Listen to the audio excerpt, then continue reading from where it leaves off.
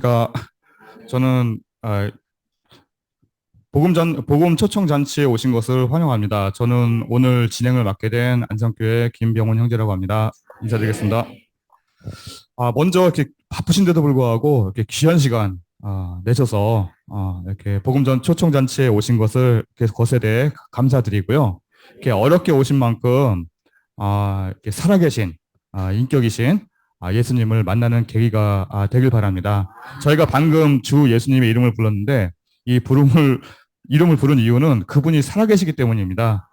아무튼 어쨌든 이런 자리를 빌어서 예수님을 영접하고 예수님을 인격적으로 이렇게 만나는 계기가 되었으면 좋겠습니다.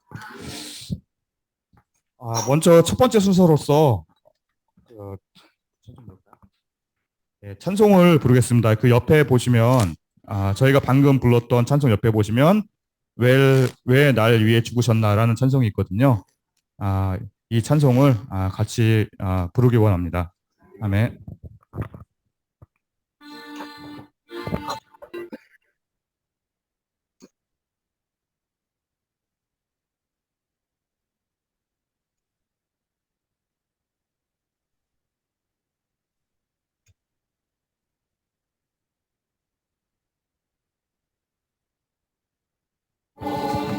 원수 된 날 위해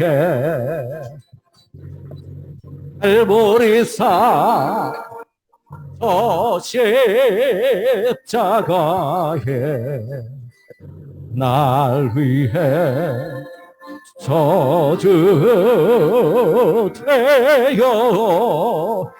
달렸네.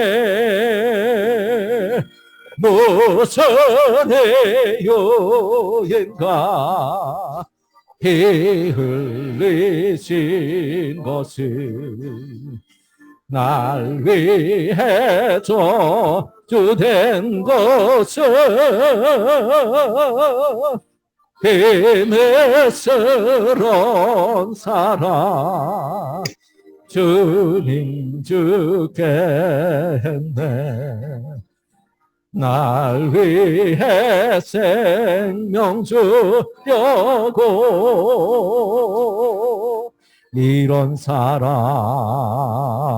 이런 긍휼 잊혀놓고 이해할 수 없네. 원수된 자 사랑하시고 제일 나를 사랑하셨네.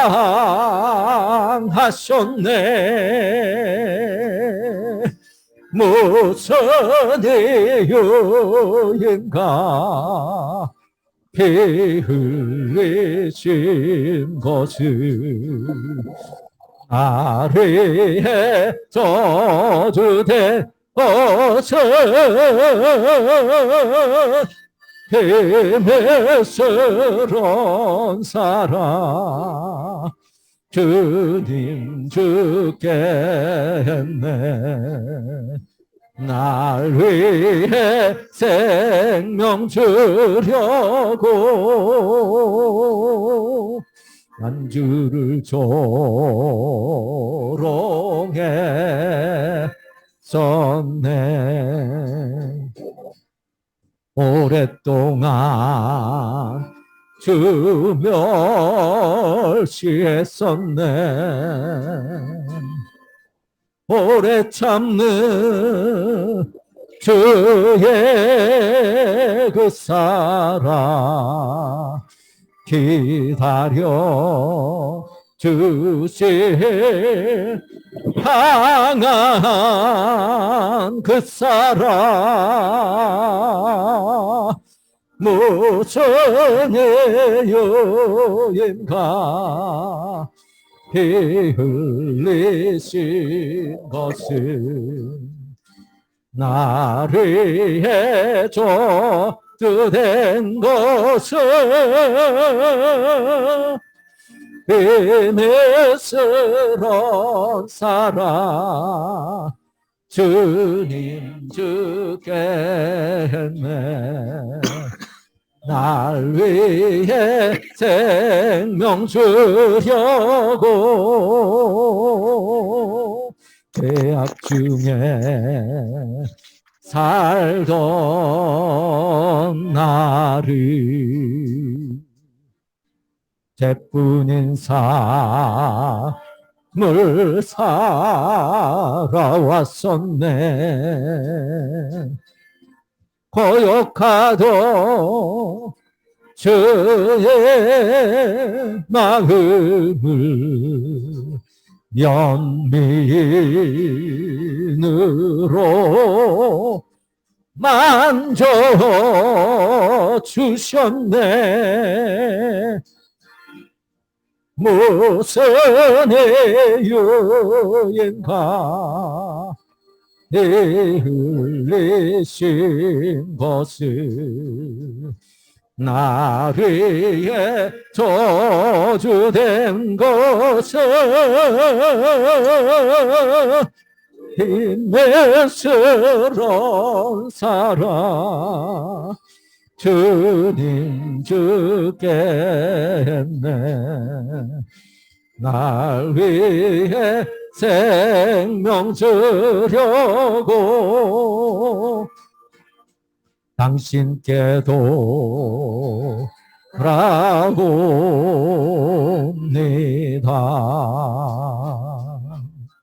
날 기다리신 그 사랑 앞에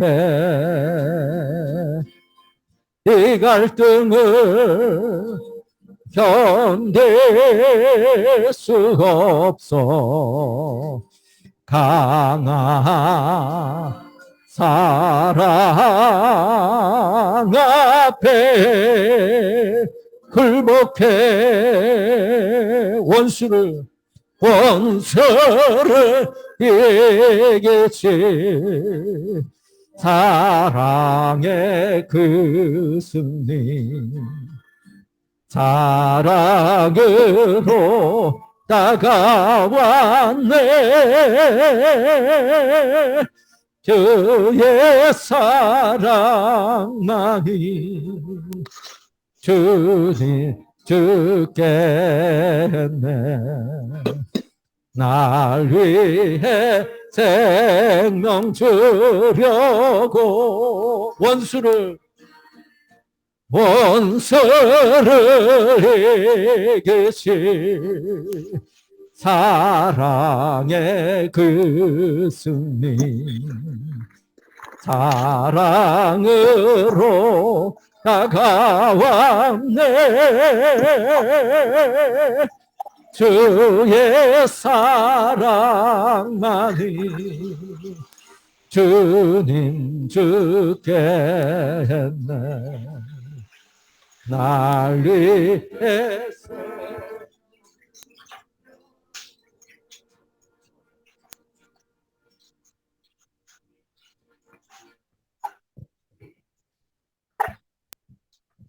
네, 다음은 최동형 형제님께서 나오셔서 복음 교통을 해주시겠습니다.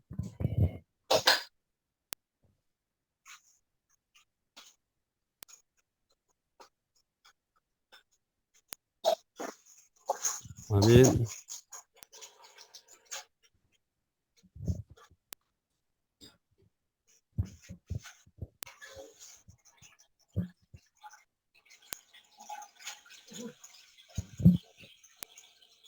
반갑습니다.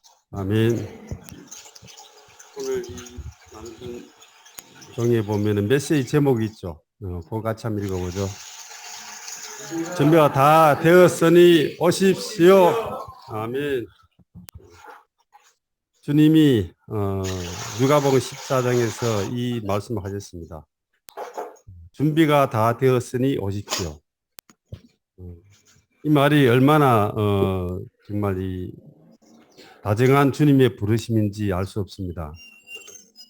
여기에 2000년 전에 주님이 말씀하셨는데 누가복음 14장 16절부터 말씀하였습니다. 16절 제가 읽어보죠. 예수님께서 그에게 말씀하셨다. 사람이 큰 잔치를 베풀고 많은 사람을 초대하였습니다. 잔치가 시간이 되자 그가 자기 노예를 초대받은 사람들에게 보내어 준비가 다 되었으니 오십시오라고 전하였으나, 아멘. 어떤 새 큰 잔치를 베풀고 사람들에게 잔치 준비가 다 되었으니까 오십시오 하면은 어떻게 해야 되겠습니까? 와, 기쁘다. 아, 이렇게 쫓아가고 하는 것이 당연한데, 기묘하게도 여기 14절 18절 보면은 그들이 모두 하나같이 사양하였습니다. 이렇게 기록되어 있습니다. 저는 잔치 이야기만 하면은 우리 제일 큰 누님 잔치하던 그 광경이 떠오르거든요. 시골에서 우리 제일 큰 누님은 구식 결혼했습니다. 구식 결혼 아시죠, 그죠? 사목 안대 쓰고 쪽두리 쓰고 하는데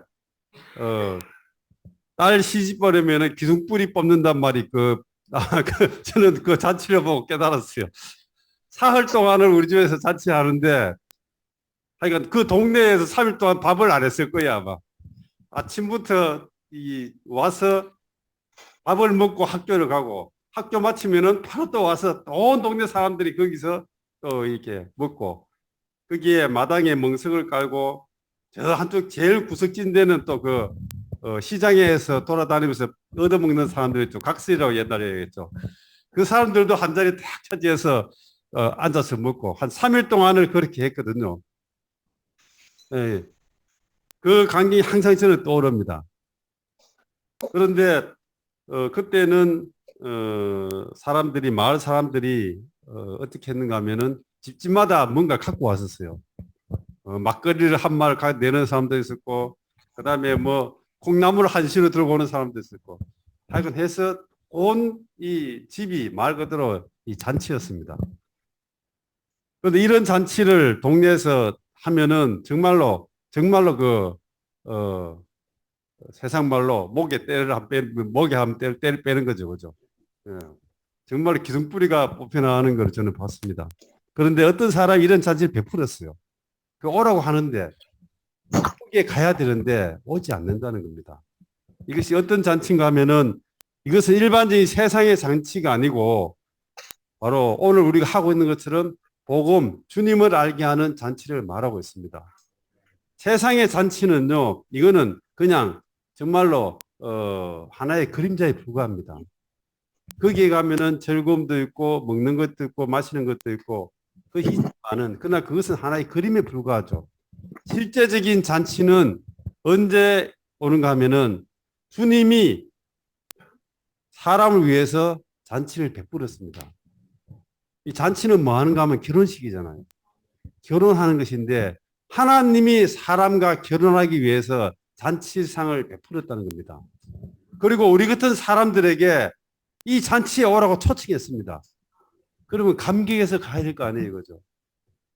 감격해서 가야 되는데 문제는 사람들이 오지 않는다는 거예요. 저는 이 성경을 믿고 주님 믿고 나는데 이거를 볼 때마다 웃습니다. 어떻게 현재 상황과 이렇게 똑같을 수가 있나? 2000년 주님이 말씀하신 이 내용이 지금 현재 교회 생활과 너무나 똑같습니다. 그들 모두 하나같이 사용하였습니다. 왜 그러면은 주님이 잔치를 뵙시라시고 오라고 하는데 준비도 다 되었습니다. 와서 밥숟갈만 들고 먹기만 하면 되는데 왜 오지 않는가? 그래서 뭔가 하면은 이미 사람이 주님을 만나기 전에 사람 안에 사탄의 본성이 사람의 몸 안에 들어와 있습니다. 육체 안에 이러한 들어와 있기 때문에 이 육체는 하나님의 속한 것만 딱 말하면은 거지라고 반대합니다. 참 기묘하고죠. 참 기묘합니다. 오늘 만약에 내가 아는 사람들에게 등산 갑시다, 운동하러 갑시다, 놀러 갑시다, 영화 보러 갑시다, 고수도 한판 칩시다. 이런 걸 하면은 사람들이 약속하죠. 하면 옵니다. 그런 약속하는데 안 오면은 큰일 난 줄 알아. 그런데 교회 갑시다, 복음을 전하 이래 가면은 예, 가죠. 그런데 그 말을 믿을 수가 없어요. 말쏘가 멋있죠, 그죠? 희한하게 세상에 속한 것들은 약속을 어기면 사람들이 창피한 것도 알고 잘못된 것도 알고 미안하다고도 하는데 이 복음에 대한 초청을 하나님 온다고 했는데 안 와요. 근데 다음 만나면은 미안한 것도 없어. 당연해. 그렇기 때문에 온다고 말해도 그걸 믿을 수가 없어요. 그렇죠, 그죠? 우리는 다 그런 겪어봤잖아요. 왜 그런가? 바로 사람의 육체 안에는 이미 하나님의 속한 것을 거절하는 본성이 우리 안에 있습니다. 사람은 하나님을 다 닮기를 싫어해요. 이 육체가 그렇게 하는 겁니다. 이 육체는요, 하나님의 일에 있어서 완전히 힘이 없습니다. 죄를 짓고 세상적인 일을 하는 데 있어서는 육체는 힘이 막 나요. 그런데 하나님의 속한 것만 딱 들어오면은 힘이 하나도 없는 거예요. 육체는 전혀 도움을 주지 않습니다. 그렇기 때문에 어떻게 해야 됩니까? 안 간다고는 말할 면목이 없으니까 뭘 합니까? 변명을 대기 시작하는 거예요. 여기에도 세 가지 변명이 있습니다. 첫째 사람은 밭을 샀는데 가야 한다고 이야기했어요. 둘째 사람은 황토 5쌍을 샀는데 가야 된다고 얘기했습니다. 세 번째 사람은 금방 장가 들어서 아내를 맞이하러 가야 되기 때문에 못 온다고 이야기했습니다. 이것이 보면은 우습지 않습니까? 왔다가 가도 다 되는 일이잖아요. 그죠? 왔다가 가도 다 되는 일입니다. 땅이 어디 땅 샀는데 잔치 왔다가 가면은 땅이 어디 도망갑니까? 소를 샀는데 소가 도망가는 거 아니잖아요. 그죠? 장가 갔으면은 아내를 데리고 오면 될 거 아니에요. 그죠? 맛있는 음식 있으면은 아내를 당연히 데리고 와야 되겠죠. 그런데 사람들이 왜 이렇게 변명을 대는가? 이것은 바로 싫다는 거예요. 하나님의 속한 것들은 다 싫어하는 본성이 우리 안에 있습니다. 내 안에도 그것이 있어요. 육체는 전혀 하나님의 일에서 쓰임 받을 수 없습니다. 소용이 없어요. 예전에 제가 직장에 있을 때요, 연세가 좀 많은 분이 한 분 계시는데, 하다 출근하면 매일 하는 말이, 아이고, 허리 아파라, 아이고, 팔 아파라, 맨날 아프다 소리 하는 게 그 사람이 이래. 만나면 맨날 아프다는 거예요. 그런데 예전에 우리 한창 때는 집들이를 많이 했고, 집들이 가면 대부분 뭐 이랬는가 하면은, 먹고 나면은, 상 밀고 나면은 고수족들을 많이 쳤어요. 저는 물론 이제 안 쳤지만은, 하여간 대부분 분위기가 그랬었어요. 근데 그 사람이 고수족을 딱 치기 시작하면은, 아프다 하는 사람이 밤새도록 딱 앉아서 꼼짝도 안 하고, 빳하게 앉아서 밤새도록 치거든요. 그리고 다음날 되면 어때요? 아이고, 팔이야, 아이고, 다리야, 이렇게 한다고. 무서워요. 무려. 그렇게 아픈 사람이 어떻게 밤새도록 그렇게 꼼짝도 안 하고 칩니까? 그때는 하나도 안 아프다는 거야. 우리 육체는 그렇습니다. 죄를 짓고 하나님 외에 다른 세상적인 일을 할 때는 육체가 그 일을 좋아하기 때문에 동력합니다. 그러나 유일하게 하나님의 속한 것들을 딱 이렇게 말하기 시작하면은 갑자기 멀쩡한 육체가 피곤해지기 시작해요. 갑자기 아프기 시작합니다. 그리고 뭘 합니까? 갑자기 핑계 댈 거리를 찾기 시작하는 거예요. 이런 일들을 아마 많이 겪어봤을 거예요. 오늘 사람들이 도대체 어떤 핑계를 대는가 몇 가지 예를 좀 들어보겠습니다. 왜 사람들이 어떤 핑계를 대면서 이러한 복음 집회나 하나님의 속한 것들을 거절하는가? 첫 번째는 원인은 우리 육체 안에 죄의 본성이 있기 때문에 하나님을 싫어하기 때문에 그렇지만은 그것을 잘 모르기 때문에 이러한 변명을 대는데 변명하는 이유들이 몇 가지 있습니다. 첫 번째, 나는 죄가 없다. 우리가 다 보험 집회에 초청하면 뭘 할까? 당신은 죄인이기 때문에 주님을 영접하고 죄 구원 받아야 됩니다. 이 말을 많이 하죠, 그죠? 그런데 사람들이 뭘 하는가 하면은 나는 죄가 없다는 거예요. 죄가 없다. 그러면서 죄가 없다는 증거를 대죠. 나는 뭐 이렇게 착하게 살았고 이렇게 살기 때문에 지금 봐라 죄가 없이 잘 살고 있지 않느냐. 그러나 죄가 없는 사람은 아무도 없습니다. 지금 죄가 있는 없느냐의 기준이 어디에 있습니까? 네, 법정에서 판결을 받아야 죄가 됩니다. 그렇죠, 그죠? 내가 사람을 10명을 죽여도 법정에서 무죄 선고를 받으면 나는 죄인이 아니에요. 그렇죠. 이 현재의 죄라는 기준이 뭔가 하면은 법정에서 판사가 선고하는 게 죄입니다. 그렇지 않으면은요, 다 얼굴 떳떳하게 들고 다 돌아다녀요. 그러면서 나는 죄가 없다고 이야기해요. 그런데 그 사람 안에, 그 본성 안에 죄가 없습니까? 얼마나 많은 사람을 미워합니까? 얼마나 뒤에서 뒤통수를 칩니까, 그죠? 세상 말로. 온갖 것들을 다 하죠. 저도 마찬가지입니다. 저는 제 자신이 어떤 사람인지 알기 때문에 다른 사람을 정죄하거나 판단하지 않습니다. 왜? 내 안에는 그 사람보다 훨씬 더 나쁜 재질들이 꽉 차 있거든. 이 말씀하셨어요. 상대방의 눈에 있는 티는 보지만 내 눈 속에 있는 들보를 보지 못한다.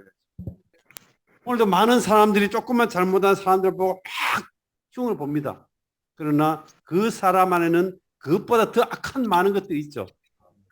왜 그러면 차이가 뭔가? 나는 구체적으로 행동을 안 했을 뿐이에요. 내가 미워하는 사람이 너무나 많습니다. 성경은 미워하는 것조차 그게 바로 살인죄하고 똑같다고 이야기해요. 그리고 지금은 어때요? 사람들이 이제는 그런 판단조차도 없어져 버렸습니다. 마치 짐승과 똑같이 되어버렸어요. 첫 번째, 나는 죄가 없습니다. 법관은 죄가 없다고 말했지만 나는 내 자신이 죄인인 걸 깨닫습니다. 그리고 양심은 계속적으로 정죄합니다. 아무도 모르게 죄를 지었지만은 뭔가 했다 할지라도 최소한도 둘은 알고 있어요. 첫 번째, 내가 알고 있죠, 그죠? 두 번째는 하나님은 알고 계십니다. 그러므로 인류 가운데 아무도 죄가 없다고 말할 수 있는 사람이 없습니다. 두 번째는 나는 죄가 너무 많다. 나는 죄가 너무 많아서 나 같은 사람이 어떻게 하나님을 섬기겠나. 이렇게 핑계 댑니다. 이런 핑계도 많이 들어봤죠. 지금 나는 뭐가 어떻고 술도 먹고 담배도 먹고 뭐 어떻고 도박도 하고 많은 예를 댑니다. 그런데 주님이 또 말씀하셨어요. 건강한 자에게는 의사가 쓸 데가 없다. 아픈 사람에게야 의사가 필요합니다. 죄가 너무 많고 이 죄 때문에 어떻게 해결할 수 없는 사람이기 때문에 주님이 필요한 겁니다. 내가 병원에 갔는데 의사가 왜 왔습니까? 물었는데 나는 다 건강해요. 나는 잡밥도 잘 먹습니다. 관리도 잘해요. 모든 게 다 정상이에요. 그 의사가 묻죠. 그럼 당신이 뭐하러 왔습니까? 이게 묻죠. 그죠? 아프지도 않은 사람이 왜 왔냐는 거예요. 의사는 아프지도 않은 사람 필요가 없습니다. 그렇지 않습니까? 그죠? 예. 주님이 이 땅에 오신 것은 사람이 죄 때문에 타락하고 어떻게 할 수 없기 때문에 주님이 이 땅에 와서 사람의 모든 문제를 짊어지고 이 땅에 오셨는데 특히 어떤 사람에게 죄가 많고 가능성이 없고 길이 없다고 생각하는 사람들이 주님이 필요한 사람이에요.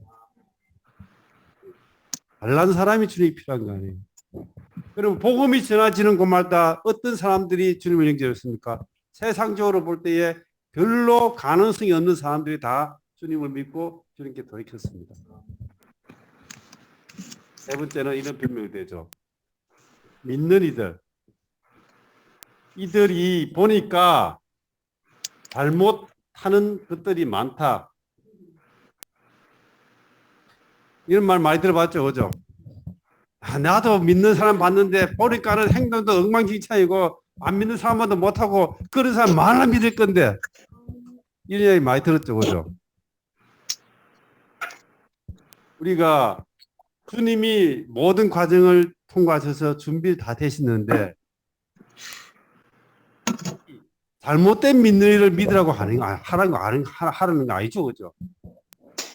주님을 믿으라고 하는 거예요. 물론 믿는 들 가운데 행동을 잘못하거나 안 믿는 사람보다 더 형편없이 행동하는 사람도 있어요. 그러나 그런 사람을 믿으라고 지금 우리가 하고 있는 게 아니잖아요. 우주 가운데 가장 놀라운 인격을 지닌 주님을 지금 우리는 청구하고 있는 겁니다. 이 사람은 그 사람의 길을 가게 두고 나는 어때야 돼요? 주님의 길을 가야 되죠. 주님을 믿어야 하는 겁니다.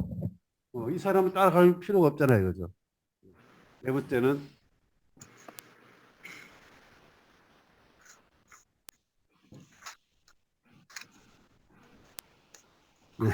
믿는 거 창피하다는 거예요. 남자들은 아마 이런 걸 느낄 거예요.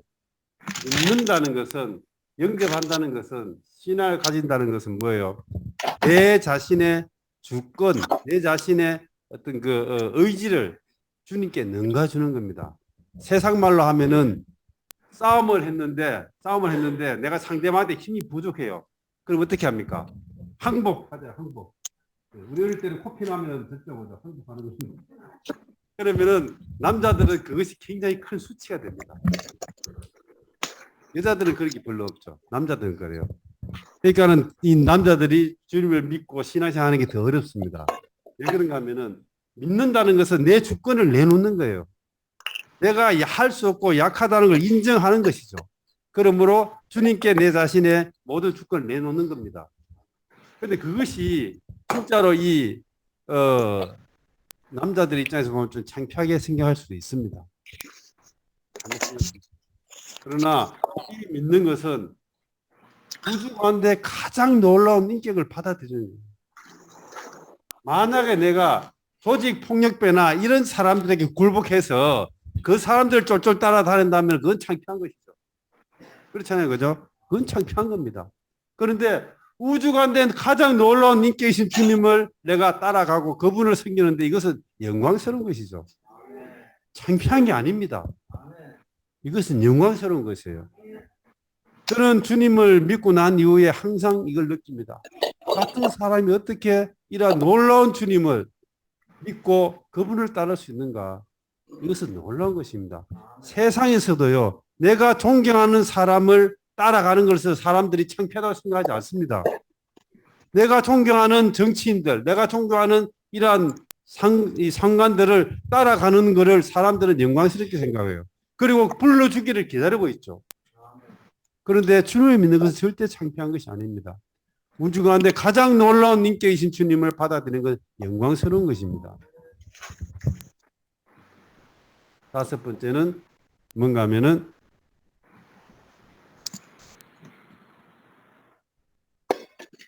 나중에 많이 들어보셨죠?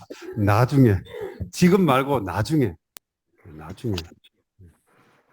그런데 이 나중이라는 게 뭐예요? 나중에가 예비되어 있는 게 아니잖아요. 오늘 지금 이렇게 우리가 보고 만나고 같이 대화하고 밥 먹고 하지만은 내일은 어떻게 될지 누가 알겠습니까? 나중에는 내한테 속한 것이 아니에요. 나중에는 어떻게 될지 누구도 모릅니다. 그런데 수많은 사람들이 뭐래요? 복음을 전하고 하자 하면은 지금은 바쁘다. 나중에 언제? 나중에 언제 할 건데? 지금 현재가 바로 중요합니다. 지금 현재 마음을 열고 주님을 받아들이지 않는다면은 나중에 또 기회가 있을지 어떻게 알겠어요? 우리 형제님은 차를 수리하잖아요, 그죠? 그 사람이 아침에 차를 몰고 나갈 때 오후에 내가 사고 나서 거기에 정비공장에 들어올 거라고 생각해 봤겠습니까? 저녁에도 분명히 오늘과 똑같이, 어제와 똑같이 집에 갈 거라고 생각하죠, 그죠? 그런데 어떤 일이 생겨요? 중간에 사고도 나고 온갖 일이 다 생기잖아요. 그런 거 안 나오면 형제님 먹고 살기 힘들죠, 그죠? 사고가 안 나고 문제들이 막 생기는 거예요. 나중에는 어떻게 될지 아무도 모릅니다. 그러니까 현재 기회를 붙잡는 거예요. 성경에서 기회를 제일 잘 붙잡은 사람이 있습니다. 주님과 함께 십자가에 못 박힌 두 강도가 있었어요. 주님은 중간에 못 박혔고 오른쪽 왼쪽에 두 강도가 못 박혔습니다. 강도입니다, 강도. 그 당시에 잡범들은 이 십자가에 못 안 박았어요.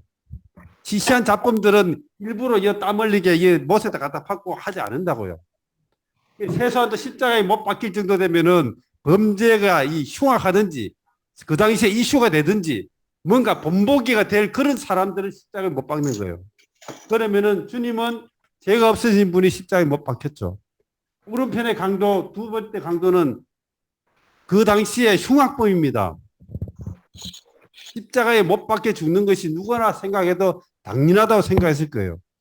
그런데 우편에 있는 강도가 마지막 숨 넘어가기 전에 뭐라 했습니까? 주 예수님, 당신이 나라에 임하실 때 저를 기억해 주십시오. 마지막 숨 넘어가기 직전에 바로 주님께 고백하고 주님을 영접했습니다. 주님 뭐라고 하셨습니까? 오늘 내가 나와 함께 나그네에 있을 것이다. 예, 기회를 붙잡아야 됩니다. 주님이 모든 준비는 다 끝나고 지금 우리에게 들어오시려고 준비가 다 되어 있었습니다. 다 되어 있는데 나중에 이 나중에 때문에 수많은 사람들의 멸망에 들어가고 있습니다. 이 헬라 그리스에 가면은 철학적이죠, 그죠? 다 철학적입니다. 거기에 가면은 조각들이 많이 있고 상들이 많이 있습니다. 그런데 거기에 또 하나의 조각상이 있는데 내가 그림을 잘 모르지만 이건 사람의 얼굴이 있고 이렇게 흉상이 있는데 이런 조각이 여기에 머리 전체는 다 이 머리카락이 하나도 없어 민둥산이고 있고 머리 앞에만 이렇게 머리카락이 이렇게 있는 묶어서 있는 이러한 조각이 있습니다. 앞에만 이렇게 있어요. 마치 자매들 뒤에 묶은 것처럼 머리카락이 앞에만 있고 뒤에는 전체가 없습니다. 그렇게 그렇고 이 제목을 이 조각의 이 제목을 뭐라고 적었답니까? 이 조각상의 이름은 기회입니다. 기회. 왜 기회겠어요? 기회는 앞에 있을 때 앞머리를 딱 잡아야지 기회를 잡을 수 있습니다. 뒤로 지나가버리면 뒤통수 잡으려면 이제 머리카락에서 안 잡히는 거예요. 이 그림이 의미심장하죠, 그죠? 왜 이 앞머리만 있는 이 상에다가 이름을 기회라고 적은지 아시겠죠? 기회는 앞에 있을 때 딱 잡지 않으면 지나가 버리면 잡을 수가 없는 거예요. 오늘 마찬가지입니다. 오늘 주님이 모든 것을 다 준비하시고 오늘 우리에게 주셨습니다. 나중에 다음에 이런 많은 변명들을 대지 마시고 앞에 딱 있을 때에 오늘 머리를 딱 잡으시기 바랍니다. 이렇게 해서 기회를 붙잡고 주님을 영접해 드리시기 바랍니다. 아멘. 어떻게 주님이 뭘 준비하셔서 어떻게 받아들일 수 있는가 이 부분은 우리 이완 형제님께서 또 말씀해 주시겠습니다.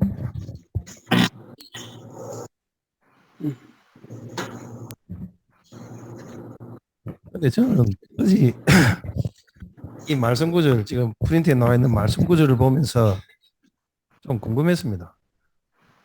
이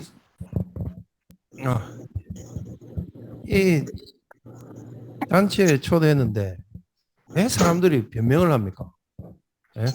나 안 간다 하면 될 건데 간단하잖아요. 나는 가기 싫습니다. 안 갑니다. 이렇게 하면 될 건데 왜 이 사람들은 굳이 변명까지 했겠습니까? 왜냐하면 이 사람들은 그것을 해야 된다는 걸 알고 있었기 때문에. 그럼 이 사람들이 어떻게 알고 있었을까요? 이상하잖아요. 어떻게 알고 있었을까요? 물론 유대인이라고 할 수 있습니다. 이스라엘 족속이라고도 할 수 있겠죠. 그러나 가장 중요한 것은 뭔가 하면 사람이 창조 때부터 하나님께서 목적하신 바에 따라 그분의 형상과 모양대로 사람을 지으셨죠. 그리고 나서 진흙으로 사람을 짓고 나서 그분께서 숨을 불어넣었을 때 그 진흙은 지금 사람의 몸이 되었고 그 안에는 사람의 혼, 생각, 감정, 의지가 생겼죠. 그리고 그 안에 가장 깊은 속에 영이 있기 때문입니다.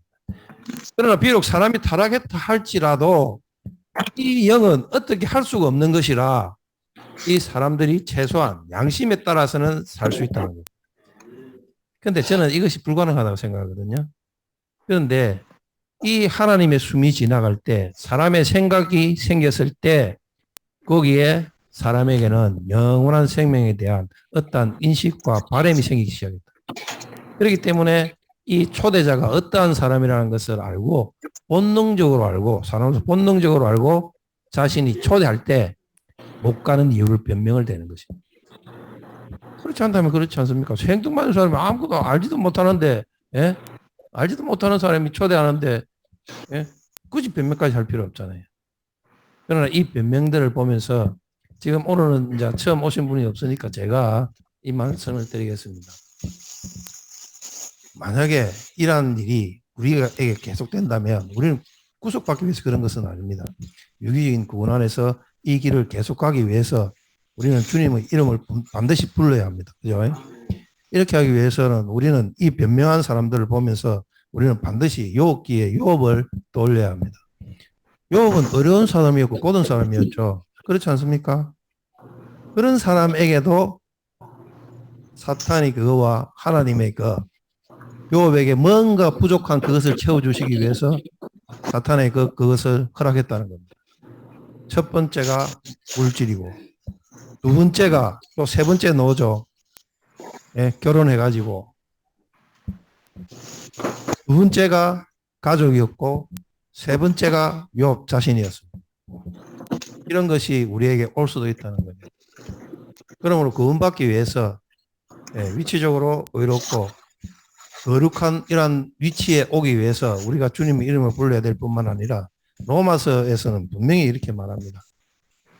믿음으로, 입으로 시인하고 그 마음으로 믿어 의에 이른다라고 말하고 있습니다.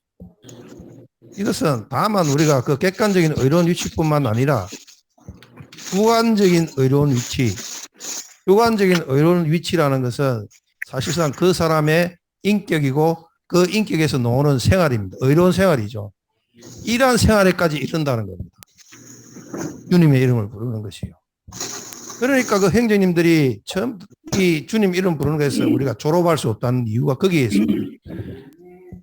형제자매님들, 우리가 이미 구원받았지만 유기적인 구원에 계속 이르기 위해서 주님의 이름을 크게 한 번 더 세 번 불러보기를 원합니다. 주 예수님, 주 예수님, 주 예수님. 사실 제가 이랬을 때 나는 형님 조금 그걸 줄 줄 알았는데 갑자기 저는 여기 가서 형제님하고 같이 찬송가를 누르면서 우리 이정준 형제님 찬송가를 누르면서 4절이 있잖아요. 이거 부르다가 내 눈물 날 뻔했어. 당신께 돌아옵니다. 형제님, 세상 살기 얼마나 힘들어요. 저도 세상 살고 있잖아요. 정말 힘들어요. 죽겠어요, 저. 그럴 때마다 주님 이름 불러요. 주님 이름 부릅니다. 내가 겉으로 못 부른다 하면 속으로 부르죠. 이럴 때요, 내 안에 뭔가가 생깁니다. 그래서 저는 형제님이 교통하실 때 이렇게 교통해라 할 때 마지막으로 이 찬송가 한 구절을 부르고 싶었습니다. 831장 제2가사 1절입니다. 날마다 숨쉬는 순간마다 내 앞에 어려운 일 보내 주님 앞에 이 몸을 맡길 때 슬픔 없네 두려움 없네 주님의 손길 좋은 것 주시도다 사랑스레 아픔과 기쁨을 슬픔과 위로와 안식을 자매님들 나름대로 전부 다 어려움이 없는 사람들이 없습니다. 이럴 때 우리가 주님의 이름을 부르고 주님을 생각할 때마다 그분께서는 우리를 위로하시고 우리에게 평안과 안식을 반드시 주실 것입니다. 주님의 이름을 부르는 것을 졸업하지 마십시다. 아멘.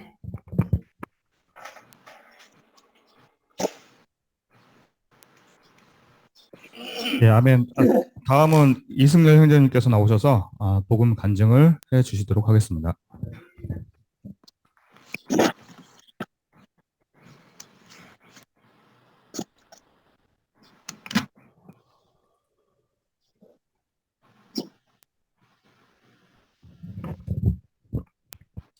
아멘. 할렐루야. 아멘. 형제자매님들 사랑합니다. 아멘. 제가 이 간증을 준비하면서 한 주간 이렇게 쭉 준비를 했는데 이게 뭔가 이렇게 해야 될 것들이 이렇게 떠오르지가 않더라고요. 근데 이제 어제 밤 자기 전에 주님의 한 부분의 말씀을 주셨어요. 아침에 일어날 때 다시 한번 또 이 말씀이 분명해지더라고요. 저는 그 전라북도 김제에서 태어났습니다. 김제에서 제가 이제 61년생이거든요. 올해 만으로 62세인데 제가 이제 초등학교 때 저희 집이 이제 서울로 이사 왔어요. 그 전에는 김제에서 굉장히 큰 유지였는데 정확히는 모르겠는데 한 300마지기 정도 전 큰 유지라고 제가 이제 어렸을 때 했는데 근데 가족이 한순간에 이게 쫄딱 망해가지고 그래서 밤에 몰래 이렇게 야밤도주 하듯이 그러면 동네 분들한테 너무 창피하니까 그렇게 해서 이제 저희가 8남매거든요. 어머니 부모님 해가지고 10명, 10명이 이제 서울에서 이제 성수동에서 살았는데 오자마자 이렇게 자는데 10명이 그 조그만 집에서 자니까 얼마나 이렇게 답답해요.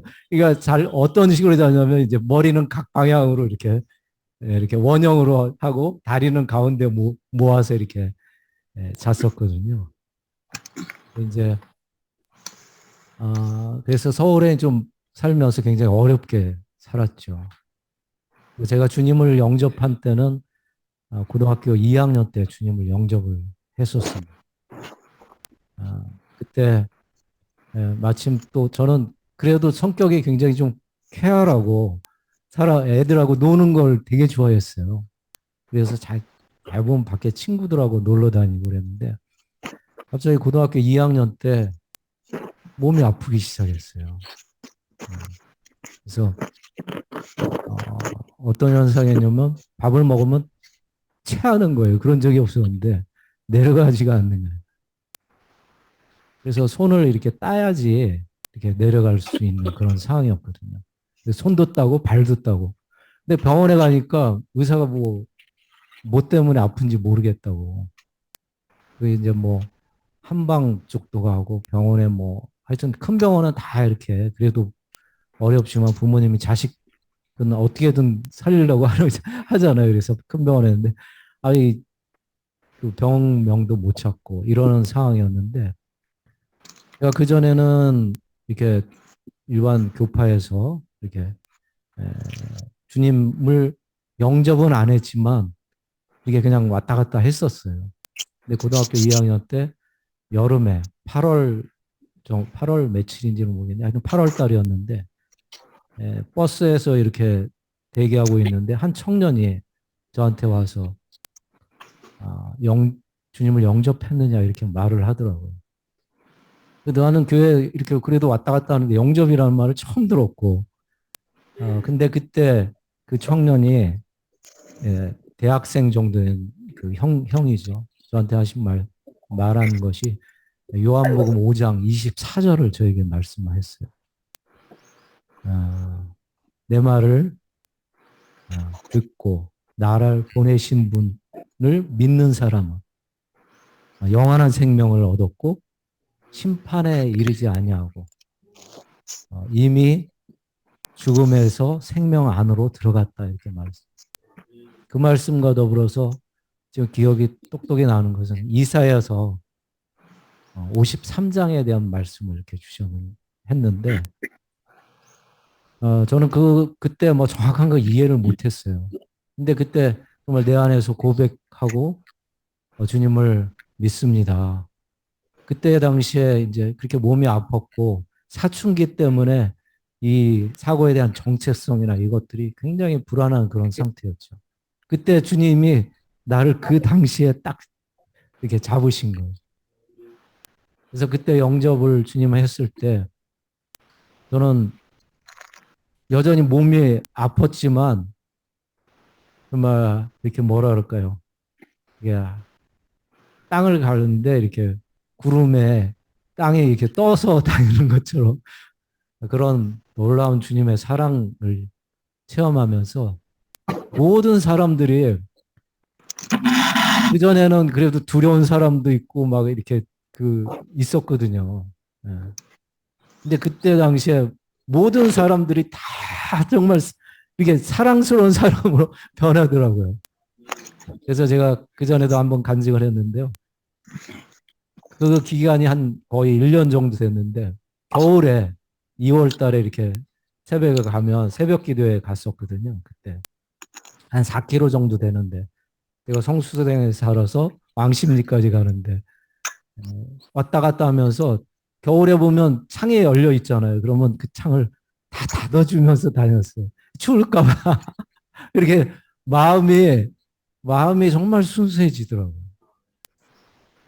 그때 정말 감사했고 나를 구원한 그 주님에 대한 그것이 너무 감사하더라고요. 왜냐하면 그 아팠을 때 죽음에 대한 공포, 나의 정체성에 대한 그런 것 때문에. 근데 주님을 알고 나서 그분이 나를 영원한 생명으로 인도하셨다는 것이 너무 감사하고 너무 행복했고. 그러니까 모든 사람이 다 정말 사랑스럽고 아름다운 그런 상태가 되더라고요. 근데 기묘한 게 그 기간이 한 1년 정도 됐어요. 근데 1년 이후가 되니까 뭔가 이렇게 나의 옛날의 상태로 이렇게 전환이 되더라고요. 물론 기도도 가고 말씀도 있고 하는데 그거 점점 이렇게 내려가게 되더라고요. 옛날에 그런 상태, 물론 옛날보다 많이 좋아졌지만 어떤 관념이나 가치관이 바뀌었지만 그러나 나의 상태는 여전히 뭐랄까 속 안에서 해결되지 않는 많은 그런 문제점들이 있더라고요. 우리가 흔히 볼 때 예수님이 어떤 분이시라는 것을 그 당시에 몰랐어요. 그 복음은 들었지만 예수님이 물론 성경을 읽고 구원받자마자 1년 동안 성경을 일독을 했습니다. 완독을 하고 했지만 예수님이 어떤 분이라는 것을 몰랐어요. 아마 우리들은 어느 정도 알지만 그러나 여전히 예수님이 어떤 분이시라는 것을 모를 수도 있습니다. 특히 아까 말씀하신 이사야서 53장에 나오는 예수님의 모습은 우리가 생각하는 그런 정말 아름답고 인자하고 그죠? 잘생긴 그런 이런 그림들이 있잖아요. 그죠?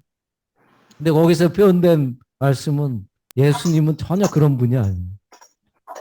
형편없는 분이라고 했어요. 풍채도 보잘것없고.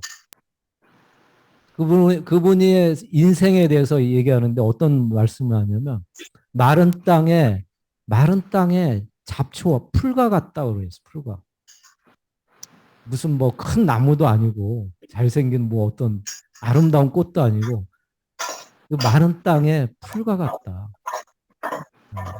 주님은 이 세상에서 태어나실 때 그 주님이 뭐냐면 하나님이고 하나님의 아들이고 독생자잖아요. 그분이 하나님 자신이에요. 근데 이 땅에 어떻게 태어나셨냐면 우리가 잘 아는 건 말구유에서 태어났잖아요. 말구유는 뭐냐면 짐승의 염을 염을 통해서 그분이 태어나셨어요. 그뿐만 아니라 인생을 사실 때 정말 갖은 고초를 다 당하셨어요. 태어나자마자 이집트에 자기 고향에서 떨어져서 이집트에 갔잖아요. 그죠? 쫓겨서 그쪽에 갔잖아요. 자기 부모를 따라서. 그뿐만 아니라 특별히 바리새인들, 유대인들을 통해서 많은 핍박을 받았습니다. 근데 유대인들과 바리새인들은 누구냐면 하나님을 사랑하고 하나님을 존경하고 하나님을 따르는 사람이었어요. 그 사람들한테 하나님 자신이 핍박을 받은 거예요. 정상적으로 일반 세상 사람들한테 핍박을 받았으면은 상관이 없는데 하나님을 좋아하고 사랑하고 그분을 철저히 따르는 특히 제사장들, 대제사장들과 바리새인들을 통해서 그분은 고초를 당하셨습니다. 멸시당하고, 그죠? 비난받고. 심지어 그분이 돌아가시 전에는 정말 대제사장의 그 하인들을 통해서 뺨을 맞으셨어요. 주먹으로. 우리가 볼 때 예수님이 왜 유대인들이나 이런 사람들을 통해서 그렇게 맞으셨는지 혹시 생각해 보신 적이 있으신가요? 왜? 네. 정말 내 안에는 여전히 하나님을 사랑하고 이렇게 존경하는 마음이 있지만 우리 두 분 형제님이 교통한 것처럼 또 다른 내 안에는 하나님을 대적하고 하나님을 미워하고 그죠? 그 존재가 내 안에 있습니다. 그게 대표적으로 있는 게 대제사장들과 바리새인들. 바리새인들은 율법을 철저히 지키려고 하는 사람들이잖아요. 그 사람들이 하나님의 독생자, 하나님 자신을 핍박하고 괴롭히고 심지어 죽기까지 한 거죠. 내 안에는 그런 사람이 정한 기준이 있더라고요. 그 기질부터 나오는 것이지만 또 하나 면에서는 내 안에 이런 의가 있는 거예요, 여기가. 사람이 만들어 놓은 의가 있는 거죠. 아까 제가 구원 그렇게 받았지만 다시 그 상태로 돌아간 건 뭐냐면 내가 부모로부터 받은 그런 기질과 함께 많은 탁월한 그런 자신의 그런 경험에 의한 판단 기준이 있는 거죠. 그것으로 뭐냐면 사람을 판단하고 정죄하는 거예요. 바리새인들이 자기가 가지고 있는 철학과 기준에 의해서 대제사장이 예수님이 올라오면 하나님의 이런 그죠? 이런 그 메시아가 올라오면 정말 위풍당당하고 잘생기고 그죠? 뛰어난 가문에서 태어나야 되는데 형편없는 사람에서부터 태어났고 태어난 것 자체도 마찬가지. 이거 기준에 맞지 않는 거죠. 받아들일 수 없는 거예요. 자신이 체험한 많은 경험들이 저뿐만 아니라 형제자매님들도 있을 겁니다. 그런 기준이 뭐를 하냐면 하나님을 정말 대적하고 심지어 정말 십자가에 박는 그런 일들을 하는 거예요. 특히 남자는 그런 거에 더 강해요. 이성적인 면에서 판단의 기준에 의해서 자신이 움직이게 되어 있습니다. 자매들은 감정적인 어떤 판단 기준이 있죠. 자신의 마음의 판단. 그것 때문에 이 사람들을 비난하고 정죄하고 시기하고 질투하는 것 때문에 결국 그것으로 오는 자신의 분노 때문에 하나님이 주신 그런 행복과 가치에 대해서 멀어질 수밖에 없는 거예요. 인류의 첫 번째 살인이 가인이었잖아요. 가인은 하나님을 섬기기 위해서 많은 것들을 했는데 결국 뭘 했냐? 자신의 동생이 아벨을 죽였어요.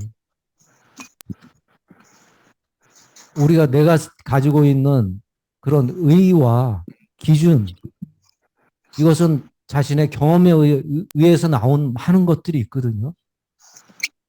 그 기준으로 인해서 사람들을 죽이게 하는 거예요. 저는 어떤 체험이 있냐면 2년 전에 이런 내가 가지고 있는 기준 때문에 우리 형제하고 4번의 소송을 했었어요. 소송을 다 이겼어요. 이겼으면 제가 기뻐해야 될 거 아니에요. 근데 절대 기쁨이 없더라고요. 오히려 거기에 더 깊은 사망이 있고, 물론 그걸 통해서 주님을 더 많이 얻고 더 많이 획득했지만, 그러나 그 3년 동안에 정말 깊은 사망 안에 있었어요. 그건 뭐냐면 자신이 세우는 의 때문에 그런 거예요. 그러니까 바리새인 대제사장들, 바울 사도가 사울이 올 때 그가 그런 자였잖아요. 그죠? 자신의 의가 강하였죠.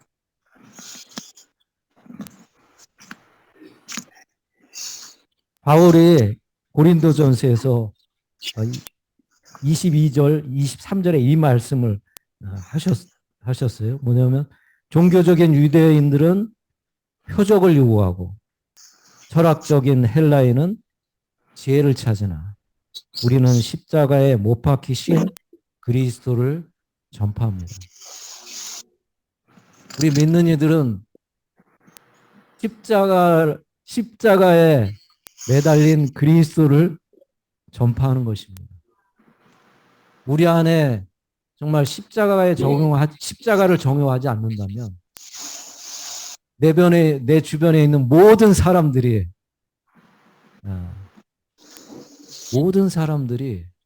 정말 불행하게 만드는 거예요. 내 자신이 불행하게 되더라고요.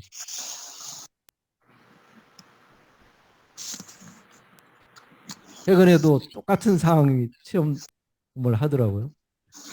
뜻하지 않게 어떤 상황이 만나면 그것의 기준에 의해서 내가 판단하게 되죠.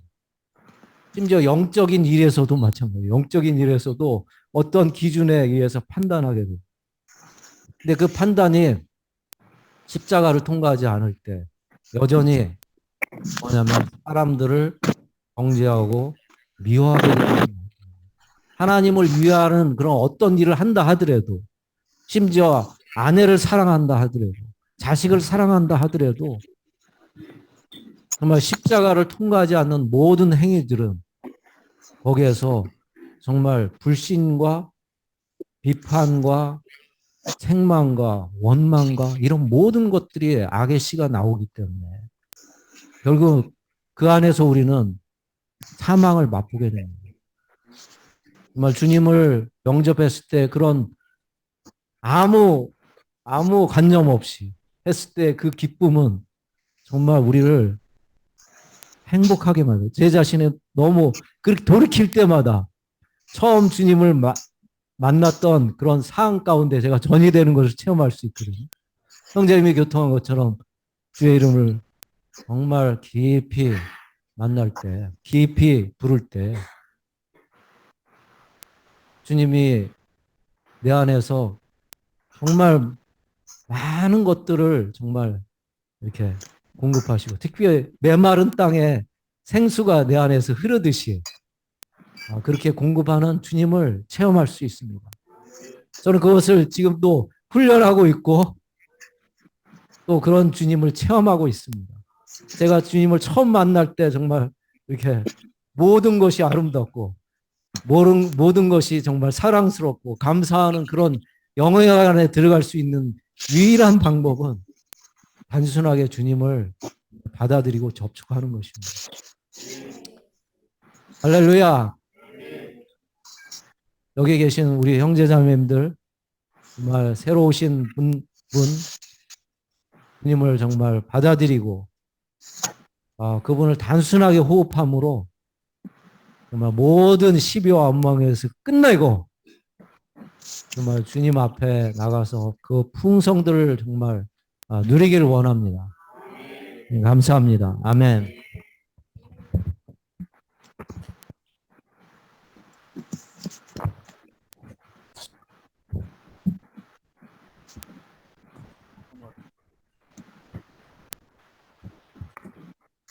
예, 다음으로 그 복음잔치 초청지에 있는 일생 동안 사모하던 이 찬송을 다시 한번 부르기 원합니다.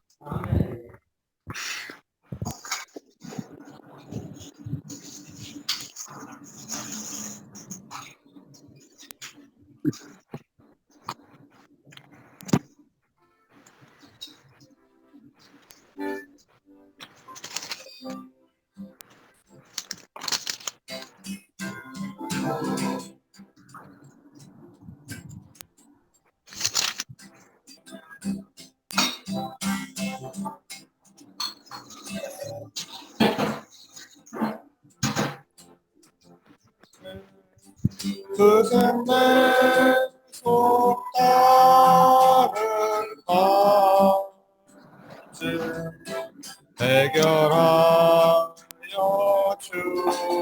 주셨네. 할렐루야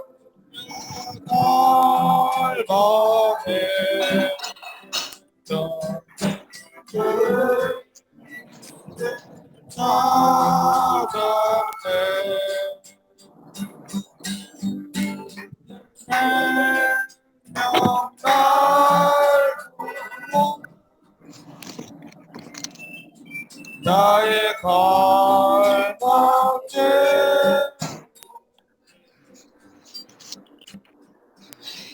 내 고품을 달래려고 시험 열매 구했네.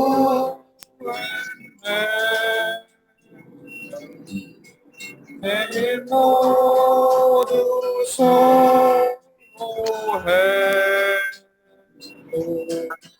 굶주림 못 면했네.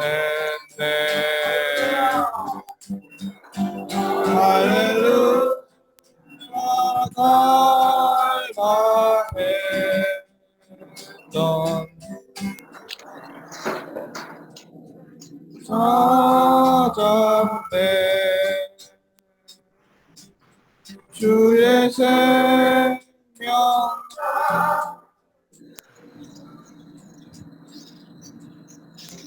나의 갈망 채우네.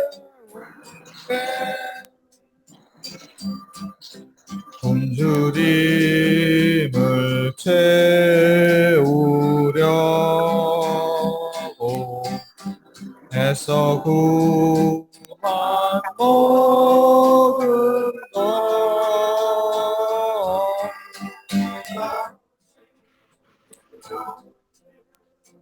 이게라 내 삶은 와 같다네.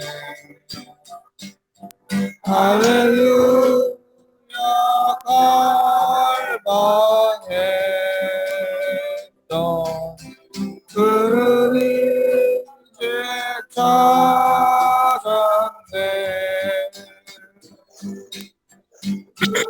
생명 날 나의 갈망 채우네.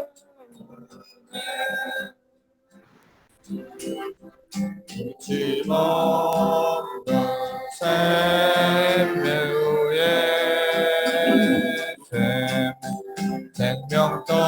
생명떡은 밥 없어 나를 위해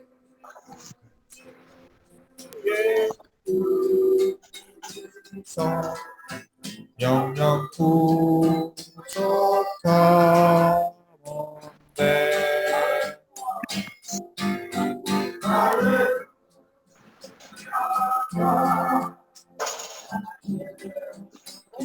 너 그리 찾았네. 주의 생명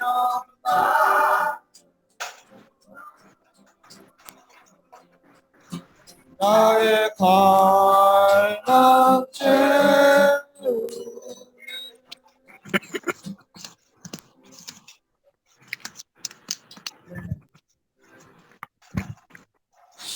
네, 혹시 그 처음 오셨거나 아니면 오래간만에 오신 분들 소개하는 시간을 갖겠습니다.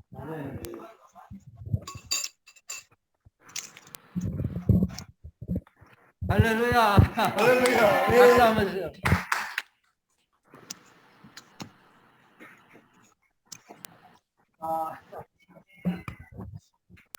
앞자리에 앉아 있는 게 굉장히 어색합니다. 이유가 있었대요. 그 며칠 전에 형장님 저 일하는 데 오셨는데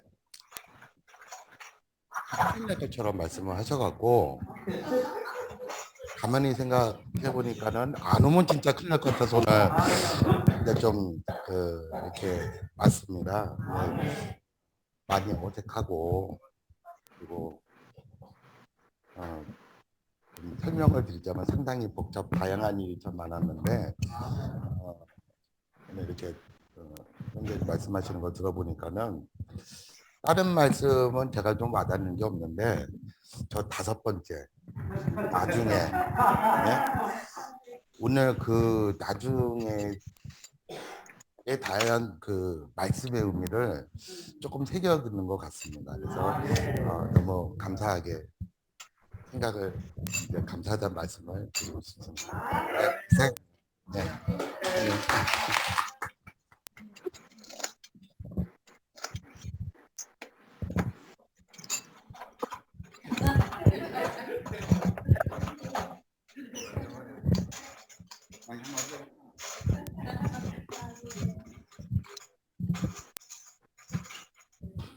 오랜만에 이렇게 와서 우리 형제자매님들 뵈니까 쑥스럽기도 하고 송구스럽기도 하고 오늘 우리 삼적 복음잔치를 통해서 앞으로 더욱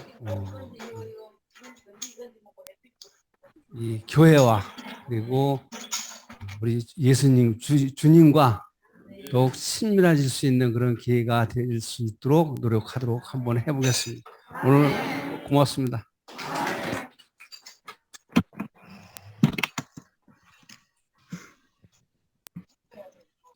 우리 주 예수 그리스도와 교회와 그리고 우리 자매님 옆에 짝자매님과 함께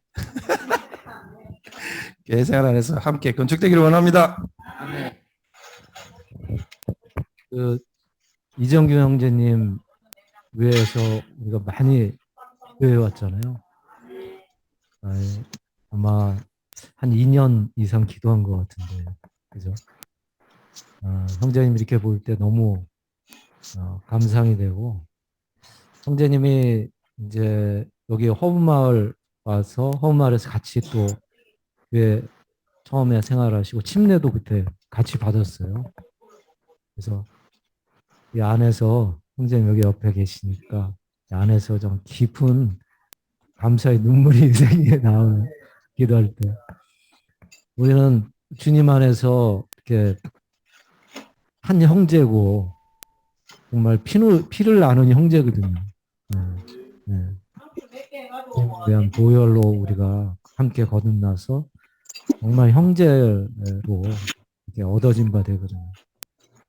형제님이 정말 주님을 사랑하는 마음이 있어요. 계시고 그게 회복돼서 정말 함께 교회 생활하면서 아까 우리 최동 형제님도 했고 이완 형제님도 얘기했지만 우리가 인생에 살면서 정말 힘들지 않고 고생하지 않는 사람이 없잖아요. 다 고생하고 다 힘든. 그러나 우리 안에 위안이 되는 거는 주님이 이렇게 지체 안에, 그죠? 이렇게 같은 형제, 자매들 안에 생명이 있고 그 지체들하고 서로 의지해서 이 고단하고 힘든 이 세상을 넉넉히 통과할 수 있고 우리를 이 교회 생활과 지체 안에 묶어둔 거거든요. 아멘. 형제님을 방문하면서 제가 안에 이제 깊은 내용은 못하지만 이 자리에서 좀 말씀드리고 싶으면 저도 형제님이 필요하고 형제님도 제가 필요하고 우리가 필요합니다. 이 인생의 노정에 정말 함께 서로 이렇게 위로하고 서로 격려하고 보호하고 이렇게 갈 수가 있거든요. 아멘. 세상 사람들은 그냥 있으면 뭐 술 마시고 아니면은 뭐 이렇게 어떤 상황에 맞춰서 있지만 그러나 우리의 목표는 정말 영원한 삶이 있잖아요. 영원한 삶.